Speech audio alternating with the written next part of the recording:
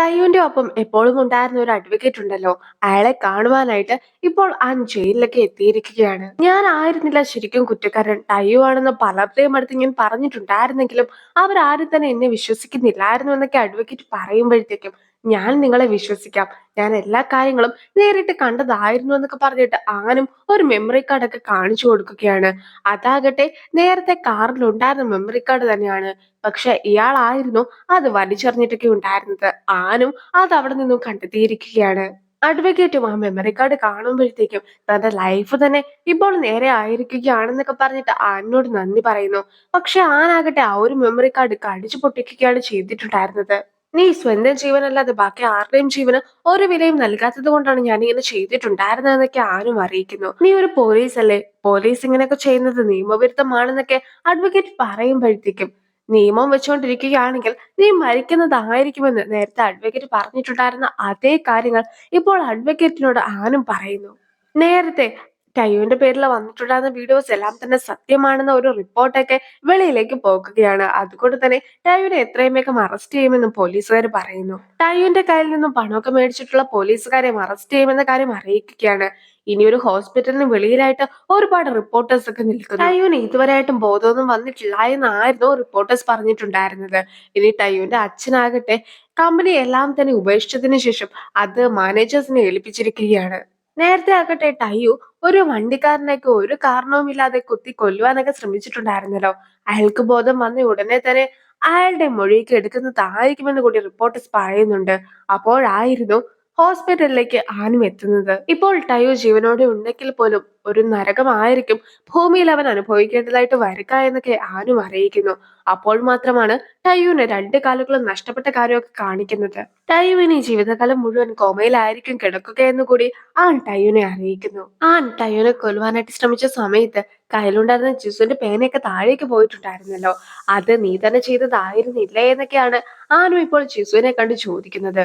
ആനിന്റെ പ്രതികാരമൊക്കെ അവസാനിച്ചത് കൊണ്ട് തന്നെ ആനും ആനിന്റെ വർക്കുകളൊക്കെ തുടർന്നുകൊണ്ടേയിരുന്നു. അയാളും ഏത് നിമിഷം വേണമെങ്കിലും മരിക്കാമെന്ന ഒരു തോന്നലിലൊക്കെ ആയിരുന്നു പിന്നീട് വർക്കും ചെയ്തിട്ടുണ്ടായിരുന്നത്. പിന്നീട് കാലങ്ങൾ കഴിഞ്ഞു പോയി. ഓരോരോ സ്ഥലങ്ങളിലായിട്ട് ആനിന് പല പല ആളുകളുടെ അടുത്ത് ഏറ്റുമുട്ടേണ്ടതായിട്ട് വന്നിട്ടൊക്കെ ഉണ്ടായിരുന്നു. ഓരോ ആളുകളെ കാണുമ്പോഴും അയാളുടെ കൈ കൊണ്ടായിരിക്കും താൻ മരിക്കുക എന്നൊക്കെ ആയിരുന്നു ആൻ വിചാരിച്ചിട്ടുണ്ടായിരുന്നത്. അങ്ങനെ ഇരിക്കെ ഒരാൾ ആനിനെ കൊല്ലുവാനായിട്ടൊക്കെ ശ്രമിച്ചു കഴിയുമ്പോഴത്തേക്കും ആനും മരിക്കുമെന്ന് വിചാരിക്കുന്നു. പക്ഷെ ആനിനെ അന്ന് ജീഹുൺ ആയിരുന്നു രക്ഷിച്ചിട്ടുണ്ടായിരുന്നത്. ജീഹുണും അങ്ങനെ പരിക്ക് പറ്റിയ ഹോസ്പിറ്റലിലൊക്കെ കിടക്കുകയാണ്. അവിടെ വെച്ച് ജിഹുന്റെ ഭാര്യയും കുഞ്ഞും ജിഹുണിനെ കാണുവാനായിട്ട് എത്തുന്നു. കുഞ്ഞ് തന്നെ ഈ ഒരു അവസ്ഥയിലൊക്കെ കാണുമല്ലോ എന്ന വിഷമമായിരുന്നു ജിഹുണിനുണ്ടായിരുന്നത്. അങ്ങനെ ഇരിക്കെ ആ ഒരു കുഞ്ഞിനോട് നമുക്ക് സ്നാക്സ് ഒക്കെ കഴിക്കാൻ വെളിയിലേക്ക് പോയാലോ എന്ന് ചോദിച്ചുകൊണ്ട് ആരും കുട്ടീനെ വിളിച്ചുകൊണ്ട് വെളിയിലേക്ക് പോകുന്നു. എന്റെ അച്ഛനെ പോലെ അങ്കിളും ഒരു പോലീസ് ഒക്കെയാണോ? എന്റെ അച്ഛൻ ഓരോ തവണ പരിക്ക് പറ്റിയിട്ടാണ് വീട്ടിലേക്ക് മടങ്ങി വരാറുള്ളത്. അതുകൊണ്ട് തന്നെ അച്ഛൻ വീട്ടിൽ നിന്നും വർക്കിന് പോകുമ്പോൾ തന്നെ എനിക്ക് ആകെ വിഷമമാണ്. അച്ഛൻ എന്നെ ഒരിക്കലും പരിക്കുകളൊന്നും പറ്റരുതെന്നാണ് ഞാൻ ആഗ്രഹിക്കുന്നതെന്ന് ആ കുട്ടി പറഞ്ഞു കഴിയുമ്പോഴത്തേക്കും ആനാകട്ടെ നിന്റെ അച്ഛനെ പരിക്കൊന്നും പറ്റാതെ ഞാൻ നോക്കുന്നതായിരിക്കുമെന്ന് ആ കുട്ടിക്ക് വാക്ക് നൽകുന്നു. അപ്പോഴായിരുന്നു ആനിന്റെ കയ്യിലുണ്ടായിരുന്ന മുറിവൊക്കെ കുട്ടി ശ്രദ്ധിക്കുന്നത്. അവളും കയ്യിലുണ്ടായിരുന്ന ഒരു ബാൻഡേജ് ഒക്കെ ആനിന് ഒട്ടിച്ചു കൊടുക്കുന്നു. നിങ്ങൾക്കും പരിക്ക് പറ്റാതിരിക്കട്ടെ എന്ന് അവൾ പറയുന്നുമുണ്ട്. ജീഹുണ് കുടുംബവുമായിട്ട് ഒന്നിച്ചിരിക്കുന്നതൊക്കെ കാണുമ്പോഴത്തേക്കും ഞാൻ അന്ന് ആത്മഹത്യ ചെയ്തില്ലായിരുന്നുവെങ്കിൽ എനിക്കൊരു കുടുംബവുമായിട്ട് ഇപ്പോൾ ജീവിക്കുവാൻ കഴിയുമായിരുന്നു എന്നൊക്കെ ആനും ഓർത്തു പോകുന്നു. ആനും ജിഹുണും കൂടി ചേർന്നിട്ട് ഒരു ക്രിമിനലിനെ പിടിക്കുവാനായിട്ട് എത്തിയിരിക്കുകയാണ്. പക്ഷെ ഏറ്റവും ഒടുവില് അയാൾക്ക് ഒരിടത്തേക്ക് ഓടി രക്ഷപ്പെടുവാൻ സാധിക്കുകയില്ല എന്നൊക്കെ ആകുമ്പോഴത്തേക്കും കയ്യിലുണ്ടായിരുന്ന തോക്കെടുത്തിട്ട് അയാൾ ജീഹുന്റെ കാലിനിട്ടും ആന്റെ കൈക്കിട്ടും വെടിവെക്കുന്നു. എന്റെ അച്ഛൻ ഇനി പരിക്ക് പറ്റരുതെന്നാണ് ഞാൻ ആഗ്രഹിക്കുന്നതെന്ന് ജിഹുന്റെ മകൾ പറഞ്ഞിട്ടുണ്ടായിരുന്നതിനെ കുറിച്ചും ആൻ ഓർക്കുകയാണ്. എനിക്ക് ജിസുവിനെ നഷ്ടപ്പെട്ടു, പക്ഷെ ഇനി ആരെയും നഷ്ടപ്പെടുവാൻ ഞാൻ ഒരിക്കലും അനുവദിക്കുകയില്ല എന്ന് ആനും പറയുന്നു. അങ്ങനെ ആനും ആ ഒരു ക്രിമിനലിന്റെ കയ്യിലുണ്ടായിരുന്ന തോക്കൊക്കെ തടയുന്നതിനിടയ്ക്ക് അയാളും ആനെ ഒരുപാട് തവണ വെടിവെക്കുന്നു. മാത്രമല്ല ആനും ഒരു ബിൽഡിങ്ങിന്റെ മുകളിൽ നിന്നും താഴേക്ക് എടുത്ത് ചാടുന്നു. അപ്പോൾ ആൻ മാത്രമായിരുന്നു കൊല്ലപ്പെട്ടിട്ടുണ്ടായിരുന്നത്. ആ ക്രിമിനലും കുറെ ബോക്സിന് മുകളിലേക്കായിട്ടൊക്കെ വീണ് രക്ഷപ്പെടുന്നു. അങ്ങനെ കൊല്ലപ്പെടുന്ന ഈച്ചയും ഇപ്പോൾ തിരിച്ചെത്തിയിരിക്കുകയാണ്. മരണവും ഈച്ചയോട് ആത്മഹത്യ ചെയ്യരുത്, മറ്റാരെയും കൊല്ലുകയും ചെയ്യരുതെന്നൊക്കെ പറഞ്ഞിട്ടുണ്ടായിരുന്നല്ലോ. ഈ ഒരു തവണ താൻ ആത്മഹത്യ ചെയ്തിട്ടുണ്ടായിരുന്നെങ്കിൽ പോലും അതൊരാളെ രക്ഷിക്കുവാനായിട്ടായിരുന്നു എന്നൊക്കെ ഈച്ചയും അറിയിക്കുകയാണ്. അതൊക്കെ കേൾക്കുമ്പോഴത്തേക്കും നീ ആരാണ് എന്ന് ചോദിച്ചുകൊണ്ട് മരണവും അവനെ കളിയാക്കി ചിരിക്കുന്നു. നിനക്ക് അത്രയ്ക്ക് അഭിമാനമുണ്ടെങ്കിൽ നീ ഇപ്പോൾ തന്നെ അങ്ങ് പൊയ്ക്കോ എന്ന് പറഞ്ഞുകൊണ്ട് മരണവും അവനെ കൊല്ലുകയാണ്. ഇത്തവണയാകട്ടെ വീടും കൂടും ഒന്നുമില്ലാത്ത ഒരു പിച്ചക്കാരനായിട്ടായിരുന്നു ഈച്ച ഉണ്ടായിരുന്നത്. ആൻ മരിച്ചു എന്നൊരു വാർത്തയൊക്കെ TV ചാനൽസിൽ കാണിക്കുകയാണ്. അദ്ദേഹത്തെ പോലെയുള്ള നല്ല മനുഷ്യർ ഒരിക്കലും മരിക്കുവാനായിട്ട് പാടില്ലായിരുന്നു എന്നൊക്കെ അവിടെയുള്ള ആളുകൾ പറയുന്നത് കൂടി കേട്ട് കഴിയുമ്പോഴത്തേക്കും എന്നാൽ ഞാൻ എന്റെ തന്നെ അടക്കൊന്ന് കൂടിയേക്കാം എന്നൊക്കെ പറഞ്ഞിട്ട് അവിടെ നിന്ന് വീഴ്ച പോകുകയാണ്. തയ്യോ കോമയിൽ നിന്നും ഉണർന്നിരിക്കുകയാണ്. അയാളും ഇപ്പോൾ ആൻ മരിച്ചിട്ടുണ്ടായിരുന്ന ആ ഒരു വാർത്തയൊക്കെ കണ്ട് സന്തോഷിക്കുന്നു. ജിയുടെ ഫാമിലി ആനിനെ നോക്കുന്നതൊക്കെ ആയിരുന്നു കണ്ടിട്ടുണ്ടായിരുന്നത്. കുട്ടിയാകട്ടെ, എനിക്ക് നിങ്ങൾ തന്ന വാക്ക് നിങ്ങൾ പാലിച്ചിട്ടുണ്ടായിരുന്നു. അതിന് ഒരുപാട് നന്ദിയുണ്ട്. ഞങ്ങളെ ഇപ്പോഴും നിങ്ങൾ മുകളിൽ നിന്നും കാണുന്നുണ്ടോ എന്നൊക്കെ ചോദിച്ചുകൊണ്ട് അങ്കിളിനെ മിസ് ചെയ്യുന്നു എന്നൊക്കെ ആയിരുന്നു ആ കുട്ടി പറഞ്ഞിട്ടുമുണ്ടായിരുന്നത്. അതൊക്കെ കേൾക്കുമ്പോഴത്തേക്കും ജിയും ഒരുപാട് സന്തോഷിക്കുന്നു. പക്ഷെ ഇപ്പോഴത്തെ ഏജനെ കാണുന്ന കുട്ടിയാകട്ടെ ആകെ ഭയന്നു പോയിരിക്കുകയാണ്. ടീം ലീഡും ഇപ്പോൾ ആനിനെ കുറിച്ചൊക്കെ പുകഴ്ത്തിയൊക്കെ സംസാരിക്കുകയായിരുന്നു. ഏത് നിമിഷവും മരിക്കുമെന്ന രീതിയിൽ തന്നെ ആയിരുന്നു അവൻ ഓരോ കാര്യങ്ങളും ചെയ്തിട്ടുണ്ടായിരുന്നതെന്നൊക്കെയാണ് ടീം ലീഡ് പറയുന്നത്.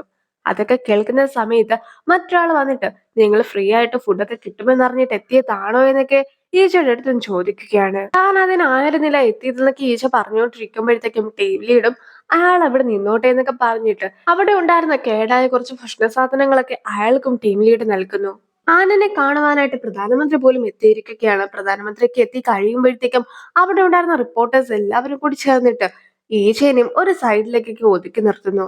അതുകൊണ്ട് തന്നെ സ്റ്റെപ്പ് വഴിയൊക്കെ ഇറങ്ങി പോകാമെന്ന് വിചാരിച്ച് ഈച്ച ഇറങ്ങുമ്പോഴത്തേക്കും ചിഹുൻ കരയുന്നതൊക്കെ ആയിരുന്നു അവനും കണ്ടിട്ടുണ്ടായിരുന്നത്. ഞാൻ ഒരിക്കലും നിന്റെ കൂടെയുള്ള എനിക്ക് വേണ്ടിയിട്ട് നിന്റെ ജീവൻ നൽകണമെന്നൊന്നും പറയുകയില്ല. പക്ഷെ കൂടെയുള്ള എന്നെ നാളും കെടുത്താതെങ്കിലും ഇരുന്നൂടെ എന്നൊക്കെ പണ്ട് ചീഹുണും ആറിനോട് ചോദിച്ചിട്ടുണ്ടായിരുന്നതിനെ കുറിച്ചൊക്കെയാണ് ചിഹുൺ ഇപ്പോൾ ഓർക്കുന്നത്. നീ കുറ്റങ്ങളൊന്നും സ്വയം ഏൽക്കേണ്ട ആവശ്യമില്ല. ആന ഒരിക്കലും അങ്ങനെ വിചാരിച്ച് കാണുകയില്ല. ആനാകട്ടെ അന്നത്തെ ദിവസം താഴേക്ക് ചാടിയതിൽ സന്തോഷിക്കുകയായിരിക്കും ചെയ്തിട്ടുണ്ടാക്കുക എന്നൊക്കെ പറഞ്ഞുകൊണ്ട് ചിഹുന്റെ അടുത്ത് സംസാരിക്കുമ്പോഴത്തേക്കും ചിഹുൺ ആകെ ദേഷ്യപ്പെട്ടിട്ട് നീ ആരാണെന്നാണ് നീ വിചാരിക്കുന്നതെന്നൊക്കെ അവന്റെ അടുത്തും ചോദിക്കുകയാണ്. അപ്പോഴായിരുന്നു മരണവും നീ ആരാണെന്നൊക്കെ അവന്റെ അടുത്ത് ചോദിച്ചിട്ടുണ്ടായിരുന്നതിനെ കുറിച്ച് ഈജെ ഓർക്കുന്നത്. അവനും അതേ ചോദ്യമൊക്കെ അവനോട് തന്നെ ചോദിച്ചു നോക്കുന്നു. അപ്പോഴാകട്ടെ ഇതിനു മുമ്പ് അവൻ കേറിയിട്ടുണ്ടായിരുന്ന ഓരോരോ ആൾക്കാരുടെ മുഖങ്ങളായിരുന്നു അവന്റെ മനസ്സിലേക്ക് വന്നിട്ടുണ്ടായിരുന്നത്. അങ്ങനെ ഇരിക്കെ ഞാൻ ആരാണെന്ന് ഇപ്പോൾ എനിക്ക് അറിയുക പോലും ഇല്ല എന്നൊരു മറുപടിയൊക്കെ ആയിരുന്നു ജീഹുന്റെ അടുത്ത് ഈജ കൊടുത്തിട്ടുണ്ടായിരുന്നത്. ഈജയുടെയും കണ്ണുകളൊക്കെ നിറഞ്ഞൊഴുകുന്നുണ്ടായിരുന്നു. നമ്മൾ നമ്മളായിട്ട് തന്നെ ഇരിക്കുമ്പോഴാണ് ഏറ്റവും സന്തോഷമൊക്കെ ഉണ്ടാക്കുക.